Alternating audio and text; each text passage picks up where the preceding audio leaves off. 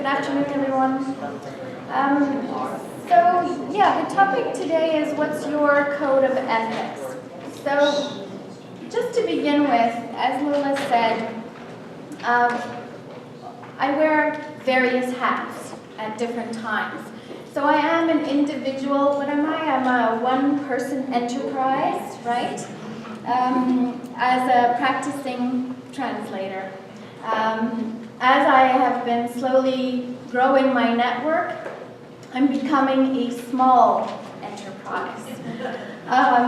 And I'm currently serving as president of ATIO. So the topic of ethics, when Lola asked me to speak at this incredible conference here today, it really resonated with me because I've been thinking about it from all of these different perspectives. For myself as an individual practitioner, as I'm starting to grow my team and look for people to collaborate with me, and then also as president of ATIO, seeing cases of ethics breaches. So it's a topic that I have been thinking about a lot in any event.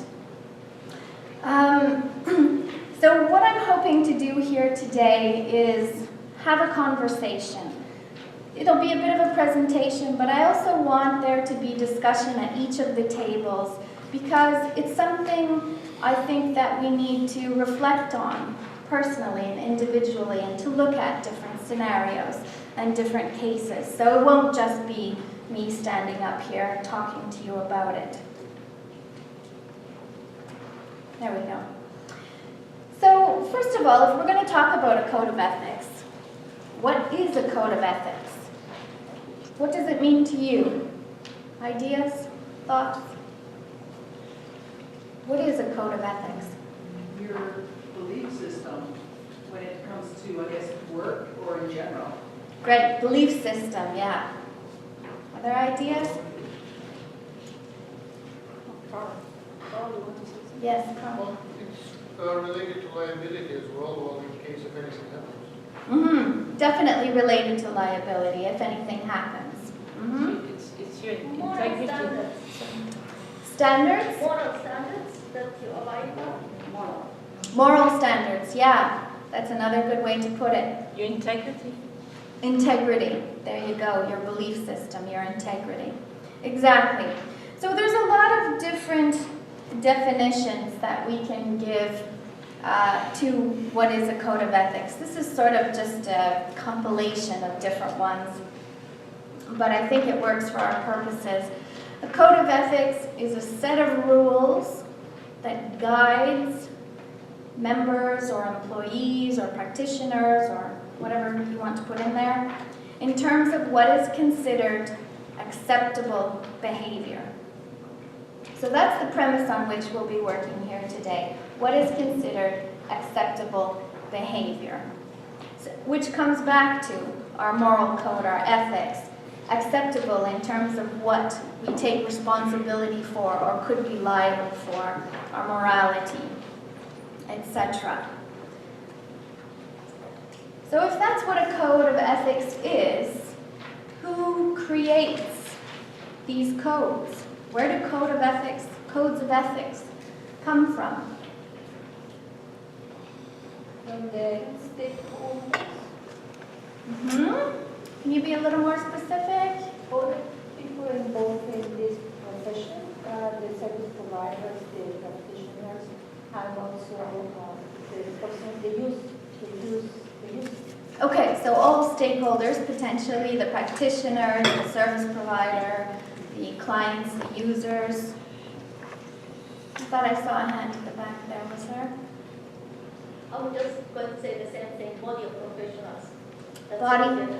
Body of professionals. Anywhere else code of ethics comes from? Society as a whole. Society as a whole.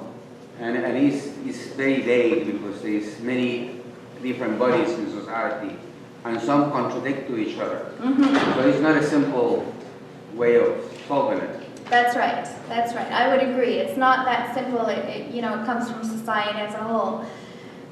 But I think you're absolutely right. So if we look at it, often our employer, whoever our employer might be, whether it's an agency client or we actually work in-house somewhere, very, very often our employers will have a code of ethics. Multi-Languages Corporation is a fantastic example of this. There's one on their website. It's a code of ethics for translators. And it's in your package, and we'll actually be looking at it today. Who else does? Absolutely, professional bodies. Particularly in Canada, where the professional bodies are the certifying organizations, they have codes of ethics. So every provincial association will have one. ATIO has one, and it's in your package, and we'll be looking at that. So we can say that regulatory bodies actually use those code of ethics. Yeah, regulatory bodies definitely do. But I would also hazard to say, as some of you have, we've been getting at here so far, is that individually, we all have our own personal code of ethics. Whether it's written down in any sort of format or not, we have our own standards of what we consider acceptable professional behavior. And it's how we then interact with our clients. So I think mainly it's those three things, and that's what we'll be looking at here today as well. Whoops. Why is it going back? There we go. So what I'd like you to spend just maybe 5 minutes doing at your tables is thinking about these codes of ethics that we have from our employers, from ourselves as individuals, or our professional bodies. Think about and talk to one another. Do you have your own personal code of ethics? Whether it's written or unwritten, but it's in some way clearly defined to you as to what you will or will not do in professional situations? Have you signed on to a formal code of ethics? Which one? Tell one another. There may be more than one. Do you often consider, or ever consider, how the code of ethics actually affects the work that you do day after day?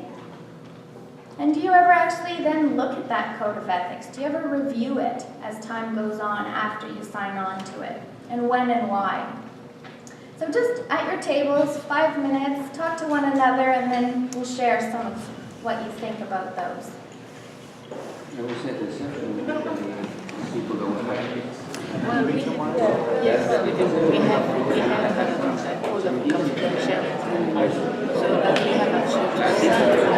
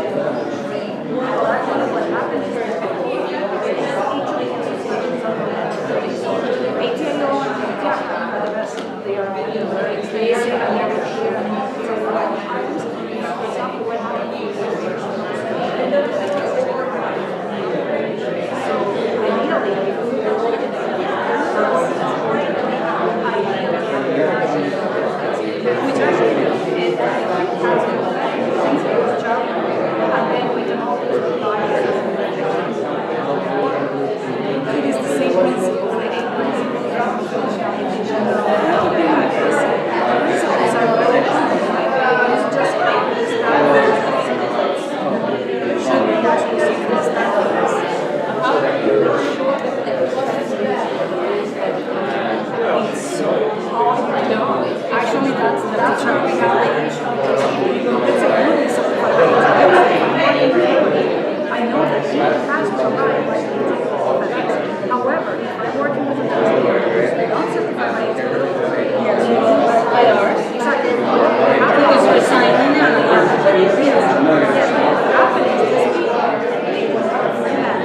And they may work with 10 different agencies, or 10 different agencies may use 10 different agencies.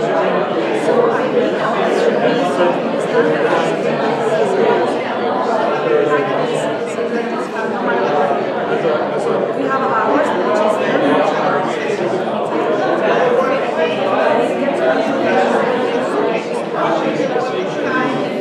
that's what I try to make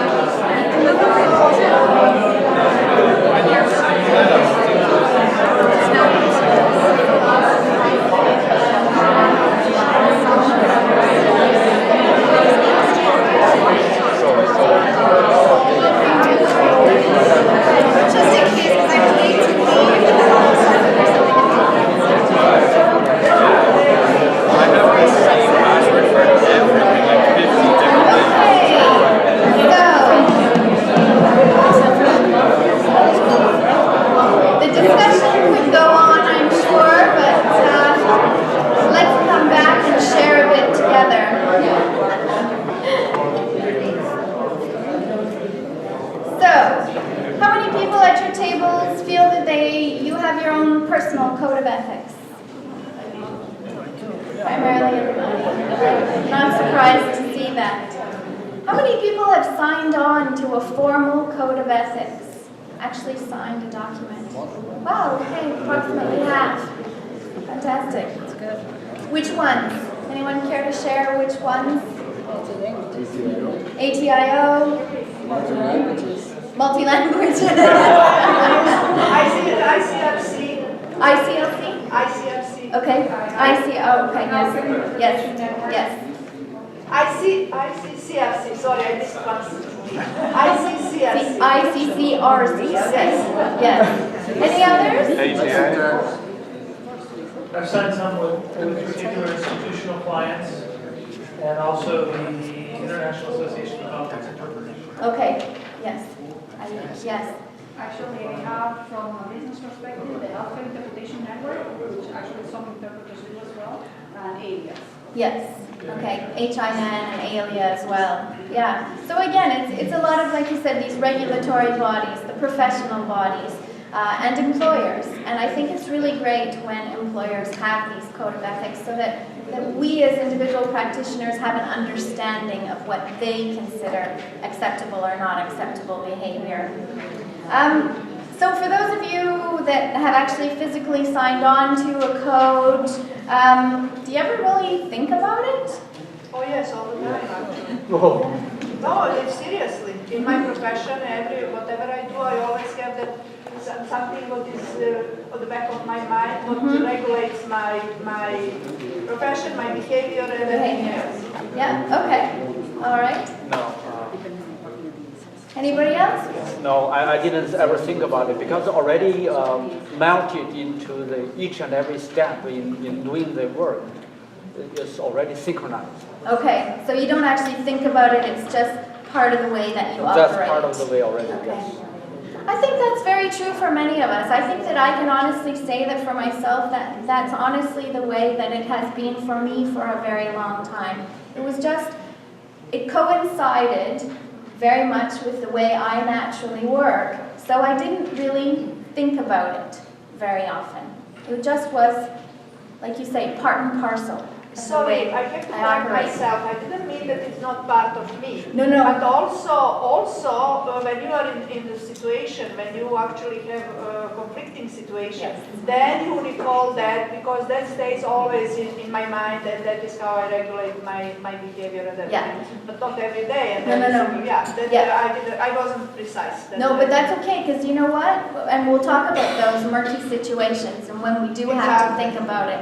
But I think we should be more like you more of the time and think about it a little bit more and not let it just be so background, so natural or so much part of us, because we do face odd, tricky, murky situations all of the time. And that might be the time to really reflect on those codes, and that's what we'll be doing here today as well. So yeah, my guess is that most of us don't actually. Any of you who have signed the ATIO Code of Ethics, how often have you read it? Pardon me? Once before signing it. Thank you for your honesty. I'm the same. Quite honestly, until I became a board member, I had read it when I signed it, and I had not read it again. I have now since read it multiple times, many times. But you're right, we often just read it, sign it, and then that's it. And my question, for reflection and discussion here today is that enough? Is that enough? So I think that, based on a lot of what I was hearing as I was going around here, and as we talked about before, code of ethics being just acceptable behavior, our own personal sense of morality, of professional integrity. I think it would be fair to say that adhering to a code of ethics is really just good business practice for all of us as one-person enterprises, or as businesses, or as associations. Why do I say that? So if you want to open up your binder to the section on ethics, you'll actually see these here. But a lot of what we see in Code of Ethics is really just pure common sense. The translator must translate accurately. The interpreter must interpret accurately. Like, do we need to say that? Do we need to spell it out? Yes, I believe we do. Yes. And yet, What's the commandment? that's right, like the commandments, exactly. And yet, when we look at it, we think, well, of course. Because what happens if you don't translate accurately? You do not get hired again. You do not work as a professional. If you do not interpret accurately, you do not get hired again. So it's good, plain, common sense, good business practice. It's reflected in both the multi-languages and the ATIO codes of ethics that you'll find there. It's also just simple, I say simple with quotation marks, professionalism. So an example here from the ATIO Act, which is our ATIO code, which is also reflected in the multi-languages, is that members shall not accept work that they know to be beyond their competence and or qualifications. I'm going to bring up a little bit of a polemic here. Okay? Okay. One, I talked about knowing your limits and stretching just beyond them. Yes. So that's one thing for professional growth. Good. The other one is this. If I show that to my recently graduated students, especially where in this profession it's a chicken and egg issue, they're never going to get their foot in the door. So yes, on paper it looks wonderful, and if I were to talk to representatives of different language service companies that ascribe to this, at some point when they started, they took a contract that, they were a little, do we have it bad? I don't know, do we? Let's risk it. You know, and some crashed and burned, and others it paid off beautifully. And so just wanted to throw that out there. It's an excellent, excellent, excellent point. So I think there's kind of two issues that you raised there. How many of us, when we started out, took on jobs we probably shouldn't have? Because when you're starting out, you don't entirely know what you know and what you don't know. So we have, I would hazard a guess, I put myself in this category, absolutely broken this code at least once. Particularly when starting out, because we don't know our subject domain particularly well. We are only getting started as translators, so we do a decent job, but not as good. My work today is nothing like my work 20 years ago. Of course not. So there is some play there. And then we will look at those fuzzy situations on when we do try to strive just beyond our level, but when we go completely outside of it. So for example, most of my areas have to do with publication, work that's for publication.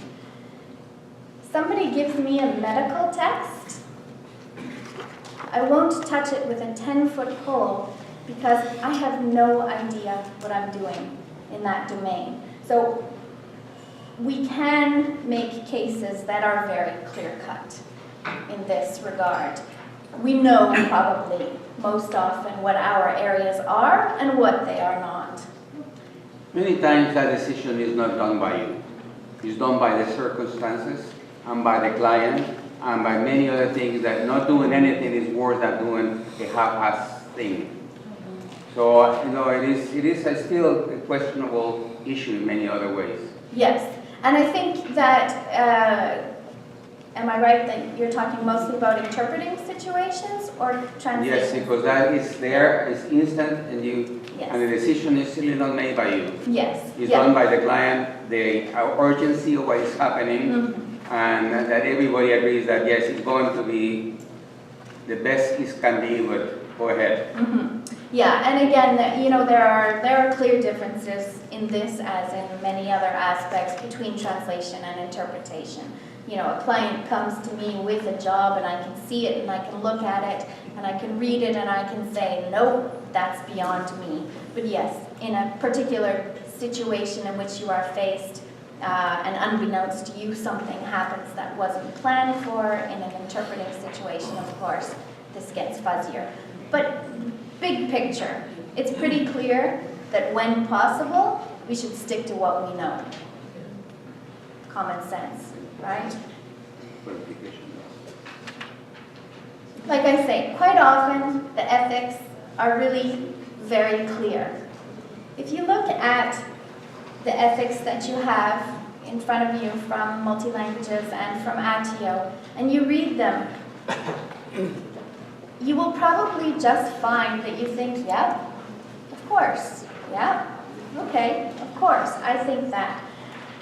So just take a look at them. They're written in very plain language. Just talk about it again for like 2 minutes at your tables and just look at the actual clauses that are there. And how many do you go through and just find, well, yes, of course, that makes sense. Just tick off the ones that you think are really very clear.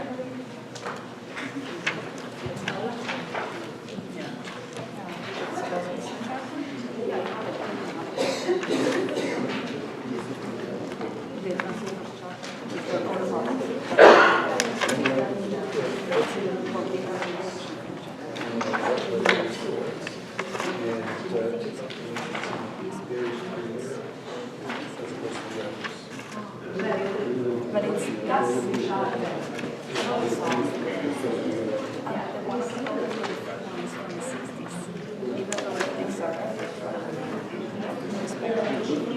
yeah, it's common sense. And it's common sense. It's a way of representing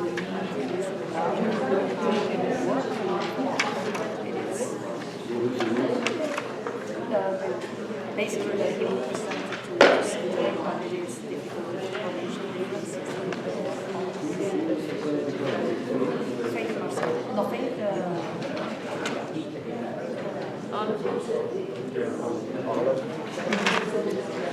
I mentioned actually the fake, like there is I actually had an issue. It's actually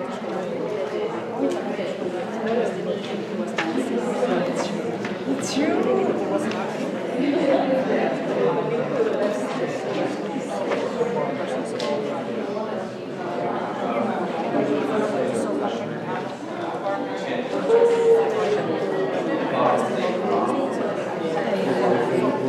More than 100.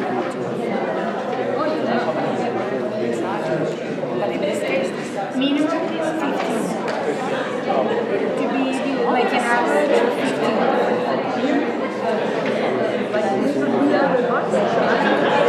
And two per language. Translator and we get, let's say, 2 or 3 projects per day. So we just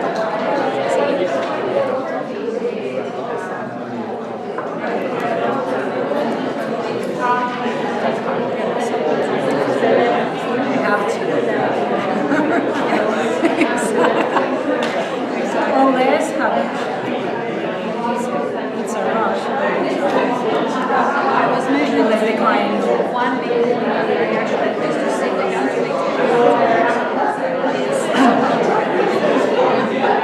that happens. Certified by Sweden, and we know this quality. You know, like we have a process. It must be revised. So, one to the other, this person that had this level of problems, and the revisor actually found out. That was so contracted. We are creating this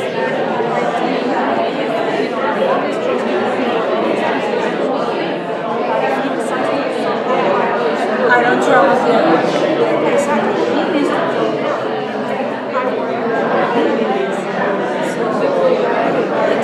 Yeah, that's all.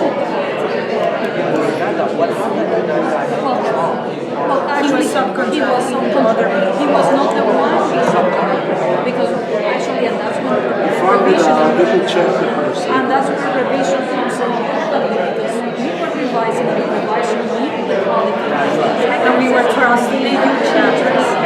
Okay, let's come back again. You are responsible. And just give me 1 or 2 examples of something that you read that you thought was very clear, very clear cut, very obvious, common sense, practical. Confidentiality, let's say. Members will respect the privacy of their clients and or employers and that one is very clear. Yeah, confidentiality, privacy.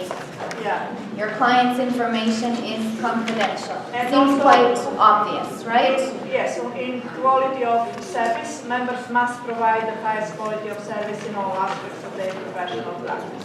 Sure, you must provide the highest quality possible. Again, you don't do that, you're probably not going to work for very long, right? Very clear, very obvious. Any others? Under responsibility, it says members will accept full responsibility for the quality of their own work. It sounds very straightforward and it makes perfect sense. Now my question is, given that so many translators work anonymously, how does this work in practice? And even considering that your work can be heavily revised and you may not even be aware of that, how do you comply with this straightforward and perfectly reasonable requirement? Yeah, one step ahead of me. We're getting there.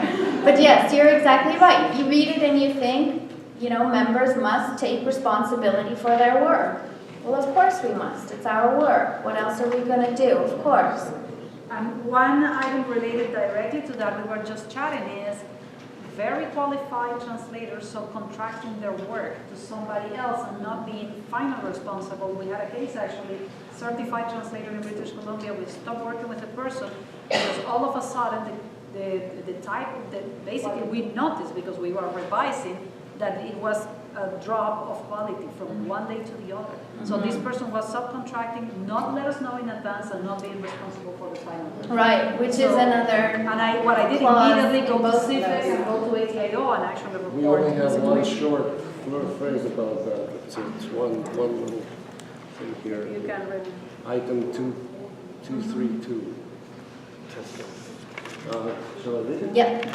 Members who use the services of other language practitioners shall call on professionals with equivalent qualifications in the required category. Right, with equivalent qualifications, which harkens back to what Gabrielle was saying about the standards as well in terms of revision. You have to have, you know, competent revisers of text. So yeah, exactly. Yes, Lisa, we were talking at our table clause number 3, which is a protection of the public. And this came up a few months ago, and Barbara actually brought this to my attention that sometimes if you're the only translator or interpreter in your area that can do certain language credit, that's rare. Sometimes you can be seen as like a cultural advocate or a friend of that particular ethnic community. And then where are the lines? Where the boundaries that become blurred? Exactly. It's important because I also practice law, so that there's huge boundaries that we have to look at. But for translator interpreters, that could be an issue too, because if you become friends with your client, they don't want to pay you or want to pay you less. Yeah. Or think that you're supposed to suddenly advocate for it. Exactly, and you're all getting exactly to my next slide. Perfect examples. Again, like it was made for it. The codes of ethics can be perfectly clear, seem perfectly reasonable, obvious, even common sense, practical. But life is not. Situations are not. There are fuzzy, blurry lines around every situation that require us to interpret these codes in a given situation, right? That's where things get more difficult or challenging or tricky, and that require us to go back and look at these codes of ethics. So exactly like you're talking about, what happens if I've done the work, I accept full responsibility for it, it goes to the client, whomever that client is, and they revise it. Am I then still responsible for my work? What happens when I'm the only person in that area that speaks a given language? So my interpreting client forms a bond with me because I'm the only one who truly understands them. What happens then? That's exactly the situations in which we then have to reflect upon these codes to decide what we consider acceptable behavior according to the written codes. So that's what we're going to do now. You all have your own examples. You've already mentioned them, so feel free to discuss them. There's also a couple of, Lola will pass out 2 per table. Hypothetical situations sometimes situations I personally have encountered, whether first-hand or second-hand. Feel free to discuss those blurry situations and your own situations. And consider what articles in the codes of ethics will help you decide what is acceptable behavior. Human resources translation. As us, we can translate the entire medical file felt with the area while working abroad. This is not my area of expertise, so as subqualified to the exactly the top.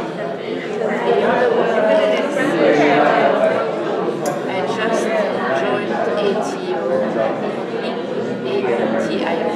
And I'm so proud to work in this friends. I want to be absolutely professional. So I've got letterhead and business skills and also STEM majors by me in ATI.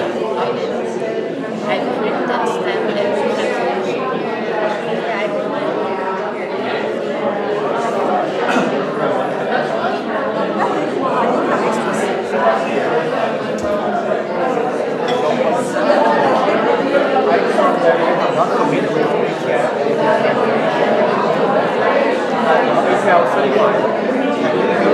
that stamp every document that you translate, and you put on this card.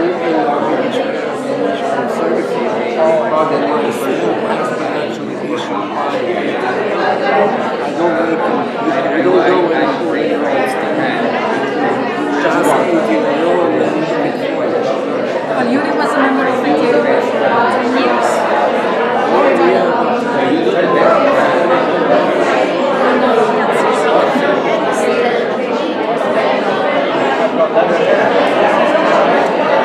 Which is fine if it's certified and if ATO has approved it. Otherwise, it's not. Very tricky. Just to go on. Exactly. This person is not certified. Okay. Now, if you're a candidate, that's one of the big issues as well. People claiming credentials that they don't have. Because we receive as an agency, we receive a lot of resumes and they say ATO member. And they are candidates for certification. We go on the website.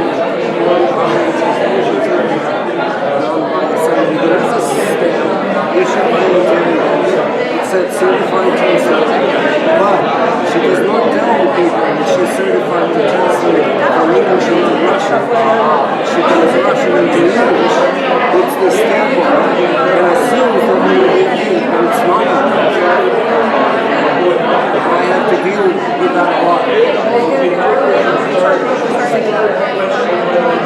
So by the way, make this stamp. If you want to from a company. but you pay.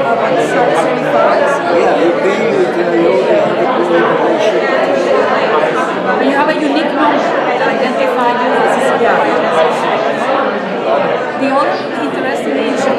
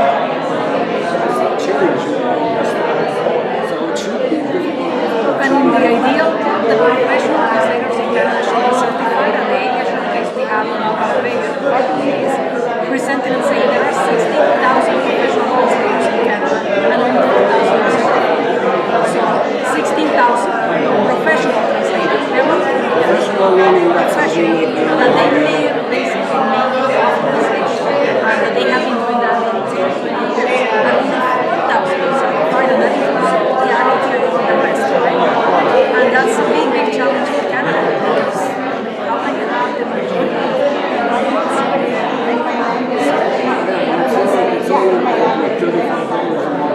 I don't think it's a price. And I can tell you because I'm the filter, no, I'm the filter and I hear a lot when I hire. So, and I agree with that sometimes. And I used to be a translator. So they're resentful. Sometimes they say it's what happens with any organization. No, it's a matter of preferences, political, whatever. So yeah, but that's maybe I believe and I'm not talking about that, I'm talking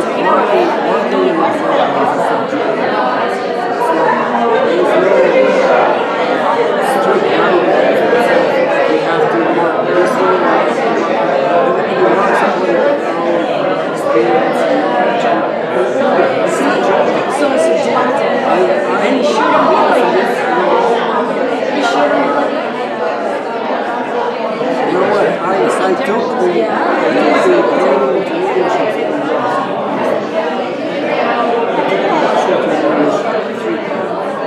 It's like I want to take the PMI certificate for the paramedic.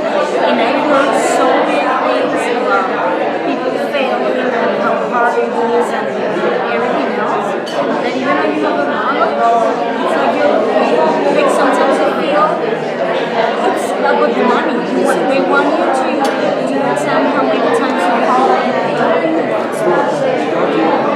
No, I'm not talking about algebra. I'm talking about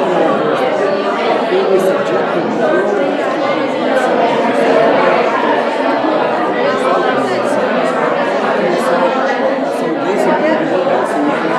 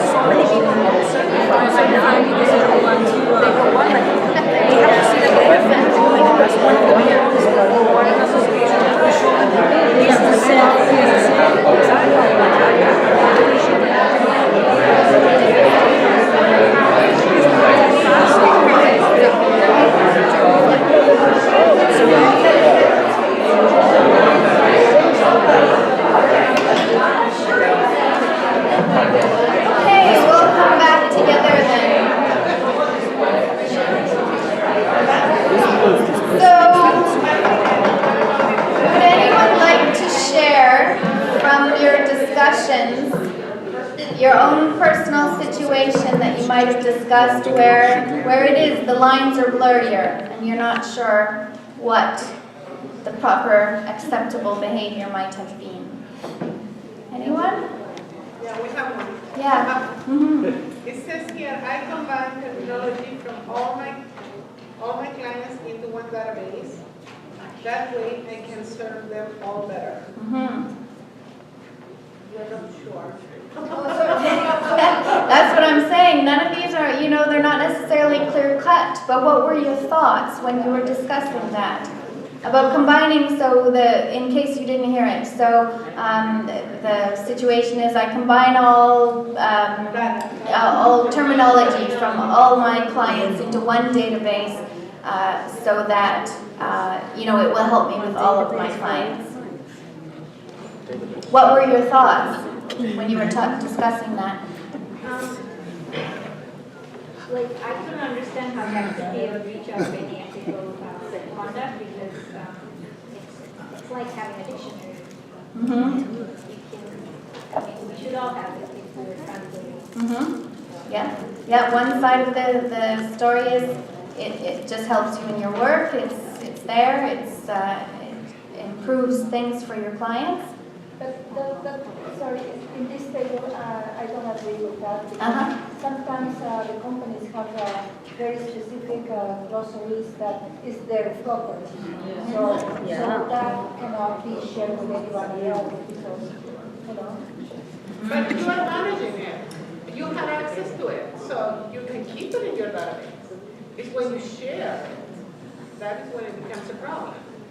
So if it doesn't go out. I'm not the arbiter of what's right and what's wrong. I'm not going to give you yes or no. I mean, that's for all of us to decide individually. But yeah, there's something else to think about. Have you signed some sort of agreement with your client that is their intellectual property? Yes. They have created it for use for their clients, for you.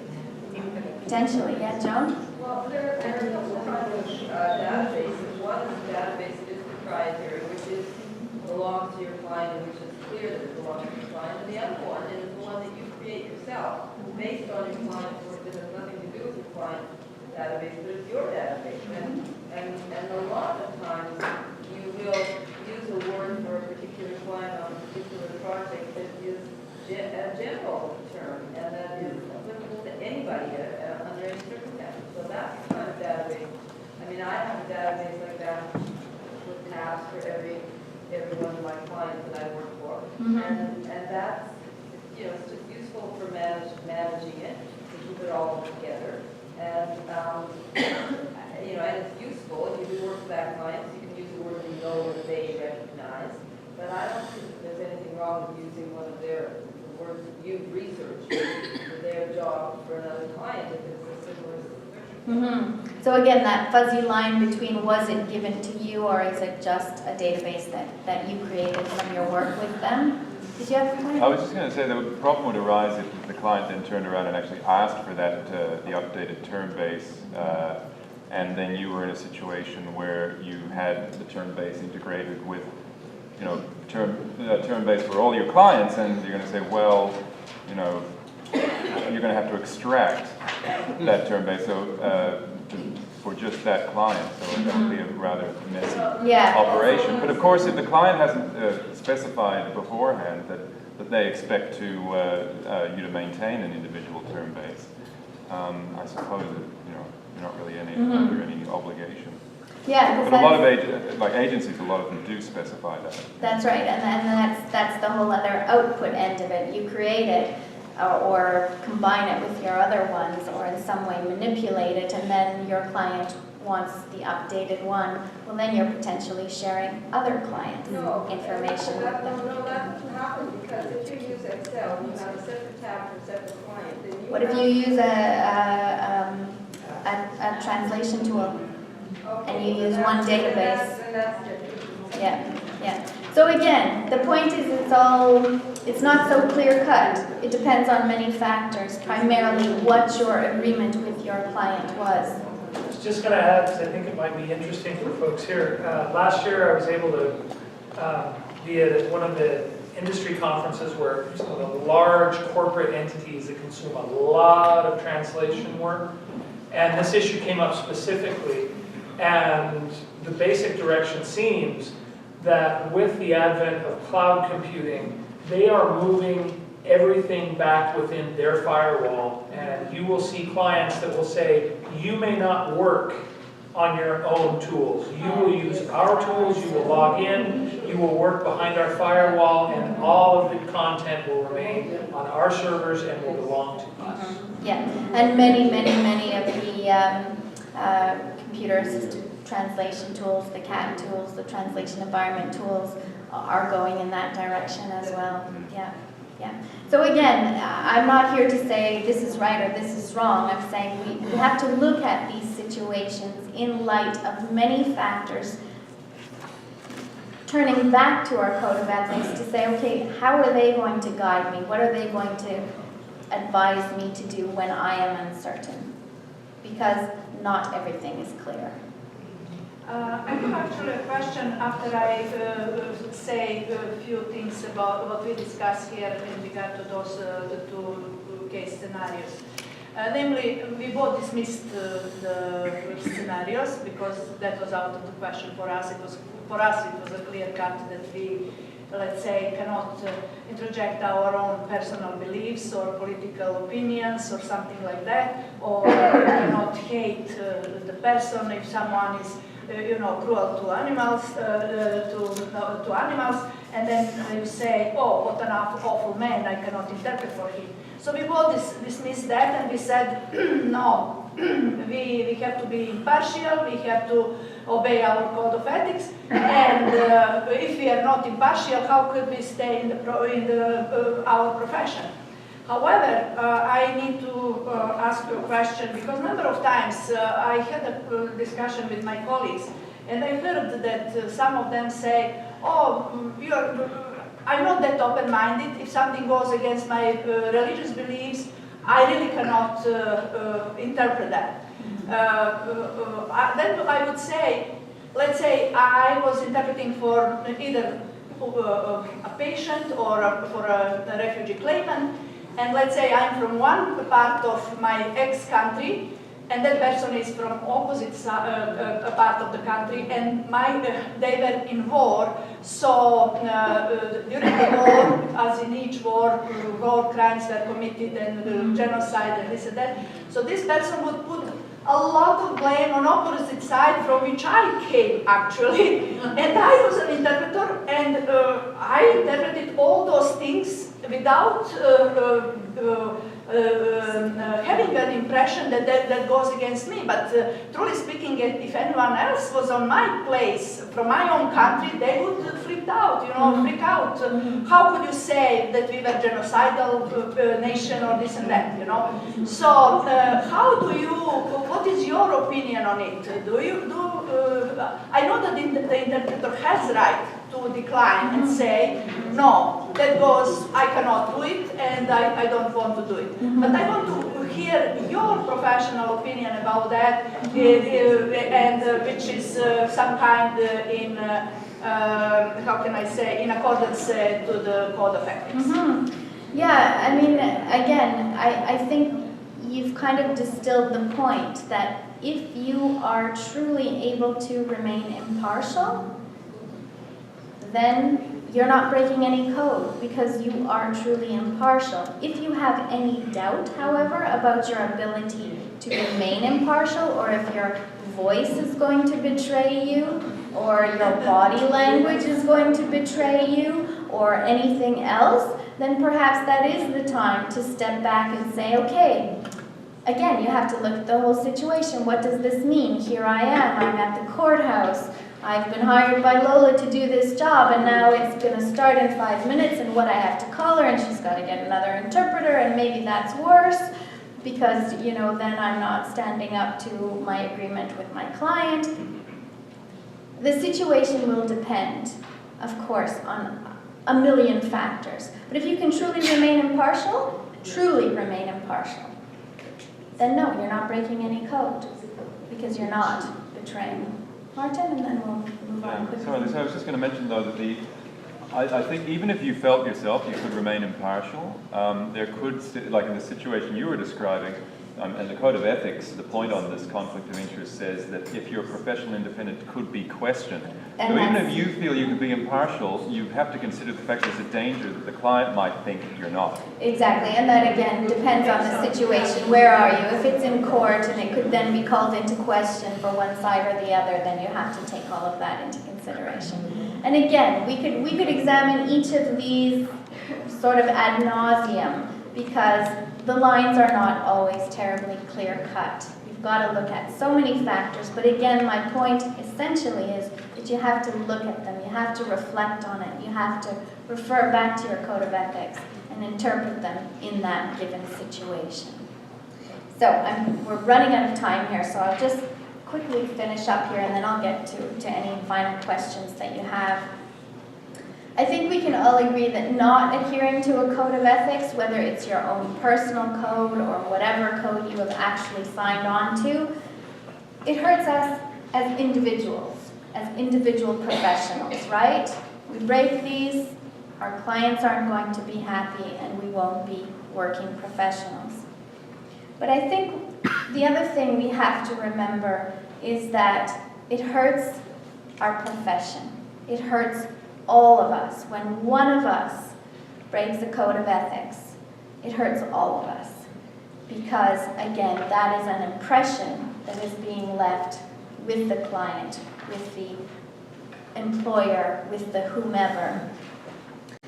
I mean, one thing we always complain about as translators and interpreters, I believe, is being invisible, right? Nobody knows what we do or how we do it. You know, we're just there and we perform this thing and nobody really understands or acknowledges us. When do we get acknowledged? When do we get headlines? When do we get that is when something goes wrong, when these codes are broken.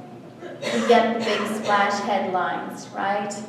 Mistakes by interpreter lead to mistrial.